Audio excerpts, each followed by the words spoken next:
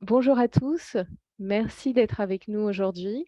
Je vais passer directement à la présentation de Blandine qui va nous parler donc de la sécurité et sur Internet. Blandine est une féministe engagée dans les luttes internationalistes contre l'injustice. Elle est ensuite devenue interprète pour survivre et a fini par aimer ça. Ça arrive. Elle a récemment co-créé en Colombie une nouvelle coopérative appelée Polyphona, qui redistribue les salaires de l'interprétation pour avoir des salaires égaux avec les personnes qui enseignent au sein de la coopérative. Polyphona offre des cours d'anglais accessibles aux personnes impliquées dans les mouvements sociaux anglais anti-impérialistes. En tant qu'activiste, éviter la surveillance sur Internet et protéger le droit à l'anonymat a toujours été une préoccupation.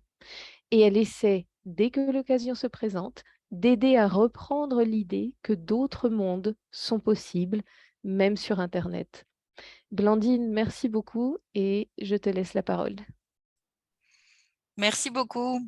J'en profite pour remercier toute l'équipe d'Amerivox, avoir découvert il y a maintenant quelques années Amerivox. Ça a fait partie des inspirations pour prendre plus sérieusement le travail d'interprète et en finir par créer une coopérative. Alors voilà, je trouve ça important que vous sachiez que ça fait des petits, le grand travail que vous faites de nous offrir cet espace tous les mois.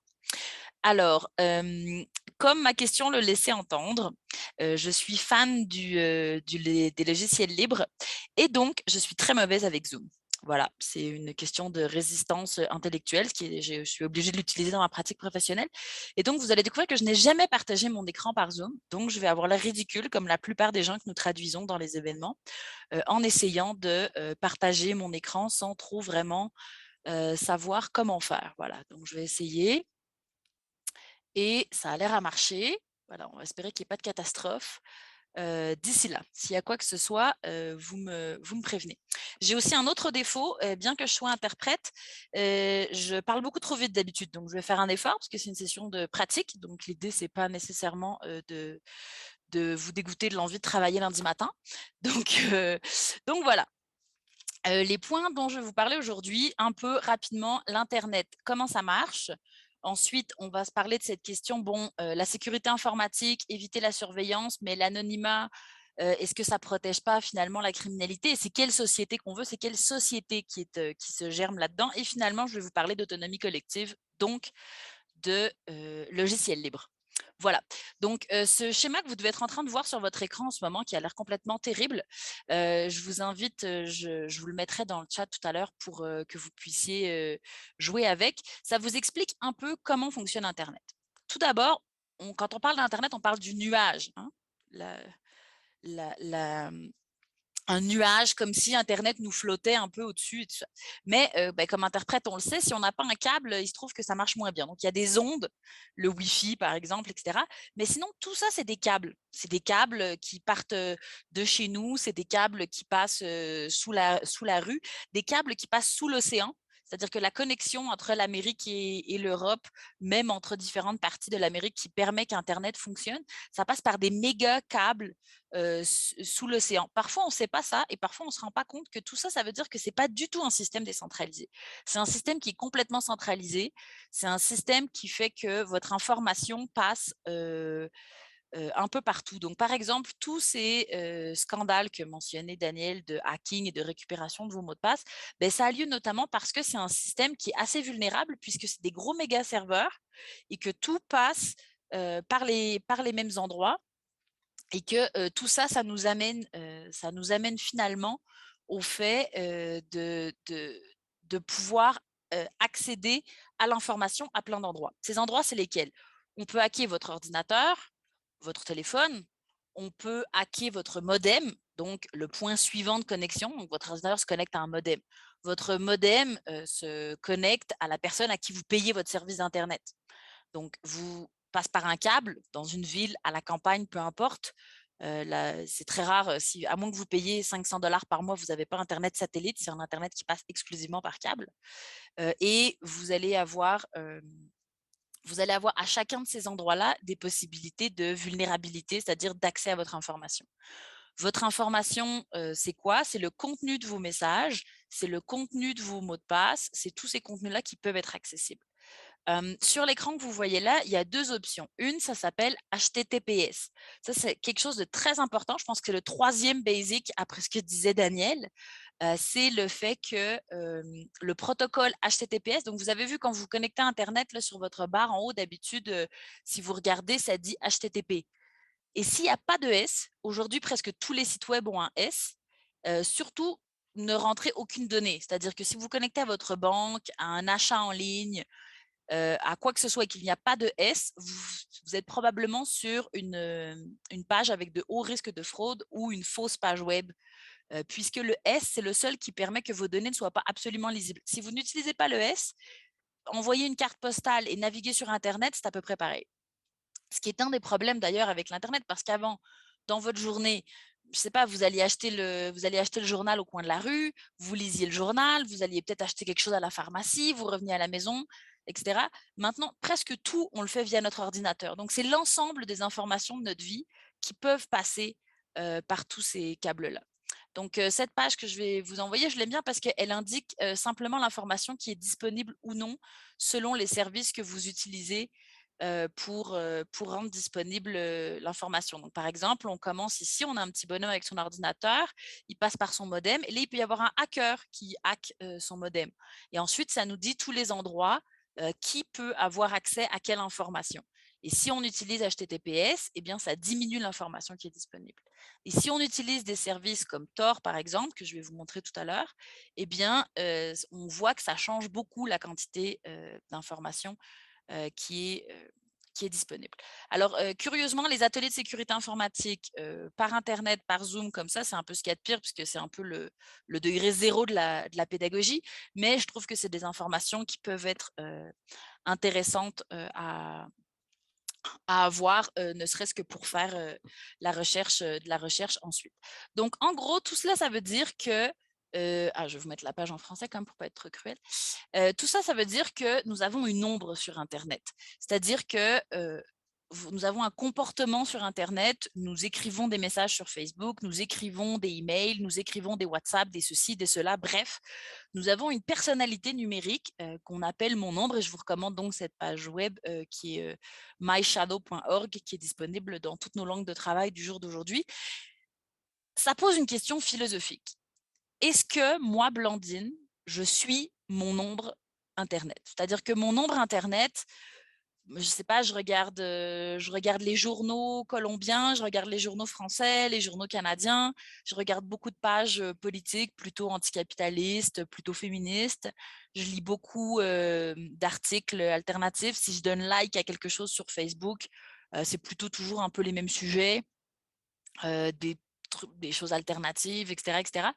Mais la question, c'est est-ce que cette personne me définit? Parce qu'un peu le pari actuel qui est fait par ce qu'on appelle le big data et ce que le Forum économique mondial appelle la 4e révolution industrielle, c'est qu'on va avoir une société plus démocratique, une société plus juste par le fait qu'on va tous être sous surveillance, tous se connaître et tous avoir une vie, notre vie sur Internet nous détermine. Ça nous pose une question philosophique que je vous invite à vous poser en vrai dans la vie.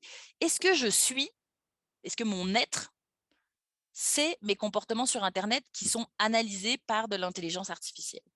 Alors, on sait qu'aujourd'hui, dans les bourses mondiales, le cours de la bourse, plus que l'or, plus que le pétrole, ce qui vaut le plus, ce sont nos données. Toutes ces données que nous offrons sur Internet si facilement parce que nous sommes de maudits feignants, comme disait Daniel, mais aussi parce que c'est fait pour ça. Nos téléphones sont faits pour ça. Nos téléphones sont faits pour avoir accès à toute cette information. En ce moment, c'est ce qui vaut le plus en bourse. C'est ce qui est le plus coté en bourse. C'est l'information la plus importante. Pourquoi? Parce qu'elle nous permet, peut-être pas à nous littéralement qui sommes connectés ici, parce qu'elle permet à l'humanité de contrôler quelque chose d'incroyable qui est l'énergie humaine. Vous avez peut-être vu les scandales de Cambridge Analytica, tous les scandales électoraux dans lesquels Facebook aurait vendu des données ou donné accès à des données pour influencer des décisions politiques ou influencer l'opinion publique. Il y a des situations similaires avec Twitter, avec les autres. Ça fait partie des impacts, disons, de ces traces numériques. Alors pour vous donner envie d'étudier le sujet, je vous recommande donc cette page qui est Mon nombre et moi, prenez le contrôle de vos données.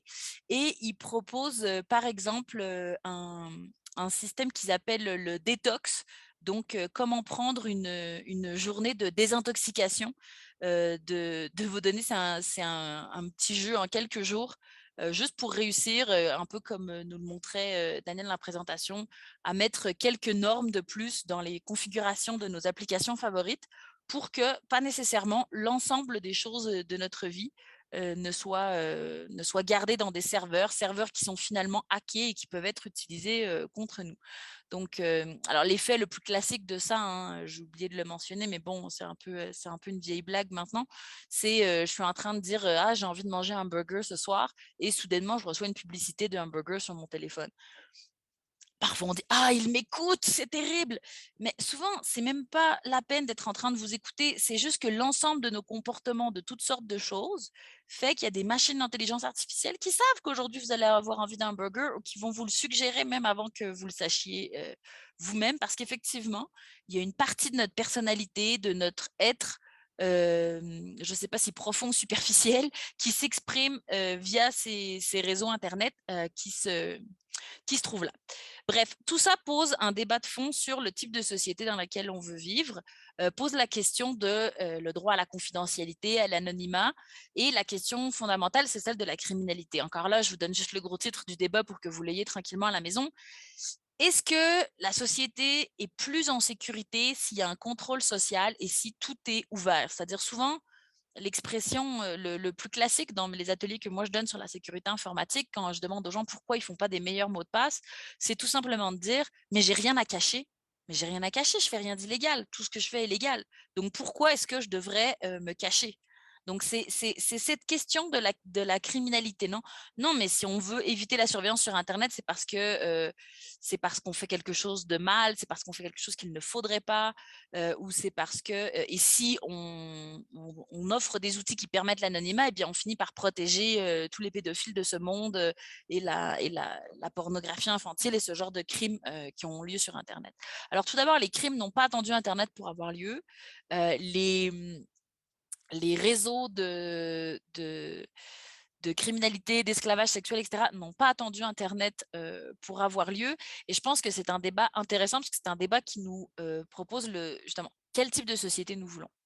Pour encore vous donner un grand titre de choses à étudier sur le nœud du problème, je vous invite à aller voir ce que raconte le Forum économique mondial sur la 4e révolution industrielle, et par exemple, si vous êtes au Canada, ce qu'en dit le gouvernement du Canada, donc avec cette page horizon.gc.canada, qui est dans le fond comment le Canada va s'adapter, par exemple, à la 4e révolution industrielle. Et ici, il nous parle de la vie du futur, il nous parle du bio-numérique, c'est-à-dire cette intégration des puces dans le corps, etc. Ça avait l'air d'une blague il y a quelques années. Malheureusement, ça ne l'est plus. C'est très à la mode dans certains clubs et discothèques de nuit en Europe de se mettre des puces pour rentrer avec une puce dans la discothèque. Ça fait cool, ça fait cyborg du 30e siècle. Et c'est des choses qui sont plus qu'à la mode, c'est des choses qui, via la santé, via toutes sortes de technologies qui peuvent être par ailleurs utiles pour des problèmes de santé réels, mais qui deviennent de plus en plus massives. Mais tout ça pour dire que je vous parle de ce problème, donc j'identifie plusieurs problèmes. Le problème du fait que l'internet n'est pas un lieu décentralisé de liberté, de démocratisation. C'est un lieu qui est très centralisé, qui est contrôlé par quelques entreprises qu'on appelait dans le temps les GAFAM, pour Google, Facebook, Amazon, etc. Bon, maintenant, Alphabet, puisque c'est le grand groupe Google qui s'appelle comme ça. Donc, c'est contrôlé par très peu d'entreprises dont personnellement, et c'est pour ça que je faisais la promotion dans la question antérieure à Daniel des logiciels libres, compagnies qui, selon moi, n'ont pas les meilleures intentions pour l'humanité. Mais bon, ça, c'est mon point de vue, hein, voilà, qui explique un peu le reste. Après, il y a un problème qui est philosophique. Donc, est-ce que je suis puisque tous les services en ce moment de santé, de tout passe par Internet et donc sont en lien avec mon ombre digitale. Mais est-ce que je suis cette ombre digitale? Est-ce que mon être n'est pas plus ou moins que ça? Ensuite, des questions politico-sociales comme la question de la criminalité, du contrôle social, etc., etc. Face à toutes ces visions, ces débats et ces discussions qui seraient très intéressants d'avoir, mais je sais que ce n'est pas nécessairement le meilleur espace pour le débat, donc je vous les laisse comme tâche à la maison. Face à tout cela, il y a historiquement, depuis que Internet est massifié, des communautés qui s'organisent parce qu'elles ont une autre vision de l'Internet. Ces communautés, connues comme les communautés du logiciel libre, réfléchissent à des façons plus horizontales, plus démocratiques d'avoir accès à ces technologies. Ça peut passer par modifier les ordinateurs ou même fabriquer ses propres ordinateurs dans la mesure du possible, dans le but qu'ils ne soient pas faits pour être jetables dans un an, dans le but qu'ils ne soient pas faits pour pouvoir être hackés. Ça peut passer par le fait d'une infrastructure. Il y a des communautés, notamment au Chiapas, au Mexique, mais aussi à Montréal, qui organisent des infrastructures autonomes. Ça veut dire quoi? Des voisins qui tirent des câbles d'une maison à l'autre pour se faire des mini-Internet locaux qui peuvent se transférer l'un à l'autre.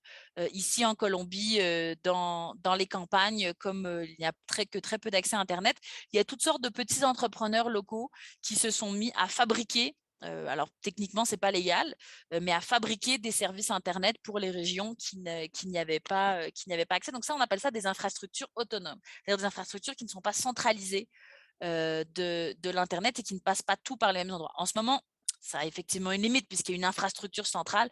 On n'a pas un câble océanique alternatif. Donc, il n'y a qu'un seul câble océanique. Donc, ça a ses limites, mais c'est des initiatives. Et depuis que l'Internet existe, de façon massifiée, il existe aussi des communautés qui s'organisent pour résister à la surveillance, pour résister à sa centralisation et qui offrent des alternatives. Parmi ces alternatives, je vais profiter de l'occasion, je ne l'avais pas prévu, mais je vais parler de KeePass puisqu'on parlait de gestionnaire de mots de passe, parce que je pourrais pas, il faut absolument insister sur cette question que tout ce que je vais vous montrer, si on n'a pas des bons mots de passe, ça sert à peu près à rien. Et aussi vous dire que si bien je pense qu'il y a des façons d'être beaucoup plus en sécurité sur son ordinateur, c'est pas non plus l'objet d'une conversation qui est quand même courte aujourd'hui. Donc voilà, KeePass.info. Donc KeePass, c'est sûr que voilà, maintenant que je le regarde, la page web, je comprends ce que voulait dire Daniel, ça a l'air moins invitant, mais c'est gratuit, ça marche sur votre téléphone, ça marche sur Linux, sur Mac, sur Windows. Et je ne trouve pas ça très compliqué, hein, CTRL-C, CTRL-V pour copier mes mots de passe. Mais bon, c'est sûr que ça ne fait pas toutes les petites choses sympathiques que font les autres que nous présentait Daniel. Et moi, ma critique à ces autres outils, c'est que ces outils qui ont donc un contrôle aussi grand sur tout ce que je fais, moi, j'aime pas. Donc, ce que je préfère, c'est effectivement avoir des choses qui sont, comme disait Daniel, dédiées, spécifiques à chaque chose que je vais faire, parce que j'aime pas donner à n'importe qui, à aucun programme, et encore moins des gens qui ont accès à ma carte de crédit parce que je les paye, et donc à mes données bancaires, leur donner toutes ces informations sur moi, etc., etc. Donc, ça n'empêche pas que c'est sûrement une bonne solution et que c'est beaucoup plus sécuritaire pour éviter toutes sortes de désagréments. Je pense quand même que se mettre dans le monde du logiciel libre, ça peut être intéressant. Qu'est-ce qui est intéressant du logiciel libre? Le logiciel libre, ça a une communauté.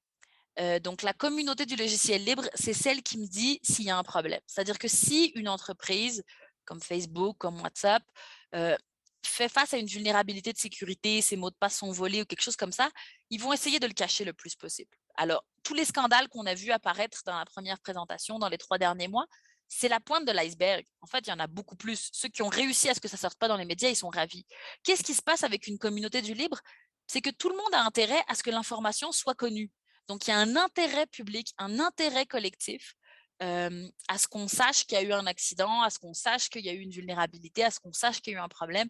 Et là, tout le monde se met à travailler aux 4 coins du monde pour trouver ce qu'on appelle une patch, comment mettre une rustine de sécurité sur le problème qui a été détecté. Donc, cette idée de collaboration, cette idée d'entraide, cette idée que notre sécurité à tous et toutes est l'objet et est revu collectivement par plein de gens, moi, je trouve que c'est beaucoup plus sécuritaire que confier ma sécurité informatique à une personne parce que je la paye. Donc, tant qu'elle peut, elle va effectivement m'offrir le meilleur service, mais si elle est capable de ne pas me dire qu'elle ne m'a pas offert un bon service, eh ben, elle va le faire puisque son intérêt, c'est que je continue à la payer plutôt qu'autre chose. Je vais maintenant rentrer dans un peu cette troisième phase où j'aimerais ça vous montrer quelques outils. Vous vous en souviendrez peut-être pas demain ou après-demain, mais ça vous donne une idée qu'il existe d'autres alternatives. Donc tout d'abord, une grande alternative à Google, hein, parce que c'est un truc que je vous recommande de faire une journée sans Google. C'est très difficile, j'essaye de le faire, c'est vraiment atroce. On est tellement habitué à Google comme moteur de recherche. Alors déjà, c'est pas très écologique Google comme moteur de recherche parce qu'on est habitué, on pense toujours que ah mais non mais Internet c'est mieux, on n'utilise pas autant de papier. Mais pour les personnes qui ne le savent pas, en ce moment, la compétition entre les serveurs de Google, etc., et l'utilisation des avions dans le monde, c'est quand même pas mal. C'est-à-dire que tous ces serveurs fonctionnent au charbon aux États-Unis notamment, et donc c'est pas génial sur le plan écologique notre petite recherche qu'on fait en 3 secondes et nos petits clics et nous voir comme ça en vidéo toute la journée et tout ça qu'on fait. On pense que c'est très écologique, mais finalement pas tant que ça. Donc DuckDuckGo, qui peut être devenir votre meilleur ami, allez, une fois par semaine, une demi-journée par semaine, on va essayer d'utiliser DuckDuckGo. Qu'est-ce qui fait DuckDuckGo différent des autres? Eh ben, il respecte ma confidentialité et il ne permet pas que mes informations personnelles soient aussi accessibles. Mais par exemple, disons que je veux quelque chose, donc là, c'est un moteur de recherche normal, je peux l'utiliser pour toutes sortes de choses. Mais donc, par exemple, je me demande qu'est-ce qu'on sait sur Amerivox sur Internet. D'ailleurs, je n'ai jamais googlé Amerivox, donc je ne sais pas trop vraiment ce qui peut sortir là-dessus. Ah voilà, Amerivox, Grupo de Práctica de Interpretación de las Américas, groupe de pratique d'interprétation d'Amérique, ça sort en espagnol en premier évidemment parce que je suis en Colombie. Mais par exemple, si j'avais follement envie de rechercher sur Google, mais j'ai pas envie de dire à Google ce que je suis en train de faire parce que je trouve que Google c'est trop de choses sur moi, eh bien je peux faire apostrophe G, ça me permet de chercher anonymement sur Google. Donc ça va chercher sur Google, mais sans donc j'ai Google qui apparaît, mais je suis passée par DuckDuckGo pour le faire. Donc voilà, un de mes amis que je voulais vous présenter aujourd'hui, c'est DuckDuckGo. L'autre ami que je vais vous présenter pour vos conférences Internet, c'est Jitsi. Alors Jitsi, vous pouvez en trouver toutes sortes. Il y en a qui sont plus ou moins privés, parce qu'en fait, Jitsi, c'est comme dire un courriel. Donc, un courriel, ça peut être Gmail, ça peut être ProtonMail, ça peut être Yahoo, ça peut être toutes sortes de choses. Jitsi, c'est un peu pareil. C'est un système qu'on peut installer sur toutes sortes de serveurs. Donc, vous pouvez même, si vous êtes du genre geek dans la vie, organiser votre propre serveur. Là, je vous propose celui de Mayfirst, qui est une coopérative basée aux États-Unis, mais il y en a vraiment beaucoup d'autres. Donc, vous rentrez sur meet.mayfirst.org. Là, vous pouvez commencer votre réunion. Donc, par exemple, mon back channel pour Amerivox, je vais le proposer de le faire sur Jitsi et je vais simplement écrire Start Meeting et je vais rentrer dans ma réunion. Donc ici, il va me demander l'autorisation d'utiliser ma caméra et mon microphone. Je vais les autoriser et je vais dire test Amerivox et je vais pouvoir, me connecter ici. Notamment, une des options que j'ai ici dans la configuration, c'est d'y mettre un mot de passe si j'ai envie, d'ajouter plus de sécurité. Donc voilà, il y en a beaucoup, beaucoup des GT, il y en a qui sont par des compagnies privées qui vous offrent aussi des services, mais le système GT comme tel est libre, donc plein de gens peuvent l'utiliser sur leur ordinateur. Voilà, c'est beaucoup plus léger, ça utilise moins de données que Zoom et notamment, ils ont commencé, pour les gens qui s'intéressent, à utiliser des cabines d'interprétation. Donc, Jitsi a maintenant un service d'interprétation. Vous pouvez DuckDuckGoer pour éviter de vous recommander de googler, ça serait quand même pas génial, mais si vous n'y arrivez pas, faites un Google quand même. Et vous pouvez utiliser, par exemple, avec les pratiques qu'on fait dans notre coopérative, on les fait toutes sur Jitsi. Et comme ça, on a nos cabines, etc., etc. Et on n'a pas besoin de payer pour Zoom. Un autre ami que je voudrais vous présenter, c'est Tor, donc torproject.org. Ça, c'est pour les gens qui veulent aller au degré suivant. Ça permet de protéger l'anonymat sur Internet. Donc, par exemple, si je n'ai pas envie que personne sache qu'est-ce que moi je suis en train de regarder sur Internet, eh bien, je peux installer, en plus de mon Chrome et de mon Firefox, etc., eh bien, je peux installer Tor. Qui me permet d'avoir accès à un navigateur qui passe en fait par 3 serveurs aléatoires tout le temps. Pour faire ça. C'est pratique aussi pour regarder des séries qui ne sont pas disponibles dans ma région et pour me connecter d'une autre région. Une autre possibilité, c'est les VPN. Je vois que le temps passe, donc je vais accélérer un petit peu. Je vous ai mis la référence dans les textes de préparation, mais c'est le VPN de Rise Up. Vous pouvez aussi le télécharger. Tout ça, vous pouvez aussi les télécharger sur votre cellulaire. Vous pouvez avoir Tor sur votre cellulaire, vous pouvez avoir VPN Rise Up sur votre cellulaire. Donc, par exemple, moi, je vis en Colombie, mais mon téléphone se connecte toujours via Montréal parce qu'en fait, ma connexion de Colombie se connecte au serveur de Rise Up et je sors sur Internet à partir de Montréal, notamment parce qu'ici, la question des lois sur la confidentialité et tous les types de programmes espions qui sont mis dans les téléphones, c'est désagréable. Si vous voulez vraiment beaucoup de sécurité par Internet, et là, je vous donne juste le gros titre, il faudra que vous allez chercher tails.boom.org. Et si vous avez envie de faire de la traduction gratuite aussi, on accepte des bénévoles pour ce projet-là. Je fais partie des bénévoles de la traduction. Il y a toujours beaucoup trop de travail. Tails, c'est un système qu'on appelle portable, c'est-à-dire que vous mettez un système sur une clé USB et partout où vous allez dans le monde, vous n'avez pas besoin de traîner votre ordinateur est sur votre clé USB. Donc, sur votre clé USB, vous avez votre courriel, votre gestionnaire de mots de passe, vos affaires personnelles, privées, etc. Et vous pouvez vous connecter sur n'importe quel ordinateur et tout va fonctionner à partir de cette clé USB. Et vous allez donc pouvoir vous assurer d'éviter l'ensemble de la surveillance, de la censure, etc., etc. Vous me direz à quoi ça sert et pourquoi je donne des ateliers là-dessus ici, parce que notamment ici, je travaille avec des organisations qui défendent les droits humains.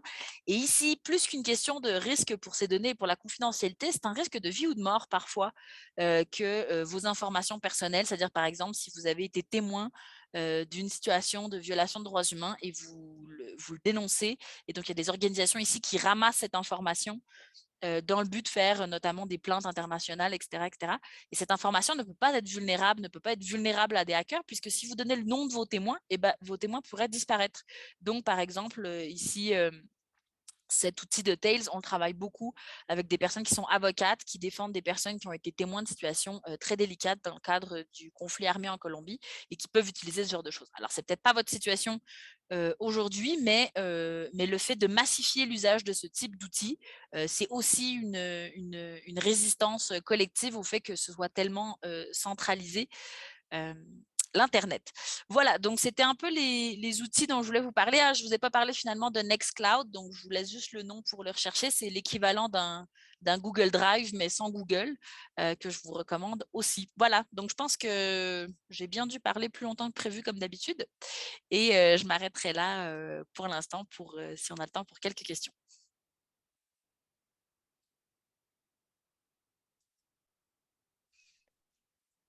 Merci Blandine. Est-ce que quelqu'un a des questions? Ou des commentaires, par exemple. On n'a rien Il compris. y a une question dans le chat. Si tu peux répondre à cette question, s'il vous plaît. Alors la question, c'est qu'est-ce que je pense qui soit la meilleure solution pour dépasser le fait que les gens soient apathiques sur ce genre de sujet. Mais je pense que ce que disait Daniel est assez important, réussir à convaincre sa partenaire, ses parents, ses amis, les gens autour de soi, que ce n'est pas une question de l'égalité ou d'illégalité, c'est une question du type de monde dans lequel on veut vivre. Et est-ce que vous voulez vivre dans un monde où vous êtes plus votre ombre digitale que vous? Donc, je pense que c'est cette discussion qui peut être importante. Je pense qu'en ce moment, en plus, avec la pandémie et tout, il y a eu un problème qui a été discréditer beaucoup de ces choses. Je veux dire, moi, à la maison, à chaque fois que je parle de la 4e révolution industrielle, ils m'ont même offert l'autre jour un bonnet en aluminium, là, tu sais. Fait que des fois, on a l'air d'illuminer complet et de gens un peu délirants, paranoïaques ou ce genre de choses. Je pense que c'est démystifier ça dans des conversations tranquilles, en expliquant le fait que, ben, effectivement, en tant que partie de l'humanité, définir comment on veut vivre dans le monde et quelle relation au monde on veut avoir, c'est important. Parce qu'effectivement, si je me mets juste à dire je sais pas, dans un espace de réunion que j'avais, je disais non, mais franchement, Zoom, là, on peut-tu arrêter de faire nos réunions là-dessus? Et j'avais l'air complètement folle. Et donc, je parlais à des amis qui sont très agroécologie. Je dis, bah, écoute, moi, c'est un peu comme si tu me demandais de mettre du Roundup puis d'utiliser des produits de Monsanto puis de Bayer dans mon jardin, tu sais, quand tu me demandes d'utiliser Zoom. Tu sais, pour moi, c'est à peu près pareil. Tu sais, utiliser Zoom, utiliser Google, des fois, je le fais. Pareil, des fois, je vais au supermarché pour acheter mes légumes. Mais si je peux acheter mon panier bio, ben, je vais préférer. Des fois, j'ai pas le temps, j'ai pas l'argent, j'ai pas la possibilité de prendre de prendre des produits bio, mais j'essaye. Fait que c'est un peu pareil, c'est comprendre le fait que Internet, c'est pas neutre. Par exemple, quand on fait les reconnaissances territoriales au début des rencontres, quand c'est moi qui donne l'atelier, ben, je fais la reconnaissance territoriale des serveurs que je suis en train d'utiliser. Quand j'utilise Zoom, là, je suis en train de faire un désastre écologique et je suis en train d'utiliser des serveurs qui sont à tel endroit, à tel endroit, à tel endroit. Et je pense que si on est capable de gagner de la conscience collective sur notre alimentation, sur plein de sortes, sur toutes sortes de choses, ben, on peut le faire là-dessus aussi. Alors, je ne sais pas s'il y avait d'autres Merci. questions Non, ou si le il temps est n'y a fini pas pour un vous. autre. Non, je pense qu'il n'y a pas un autre. Merci Parfait. beaucoup. Ça fait plaisir. Merci à vous. Merci Blandine.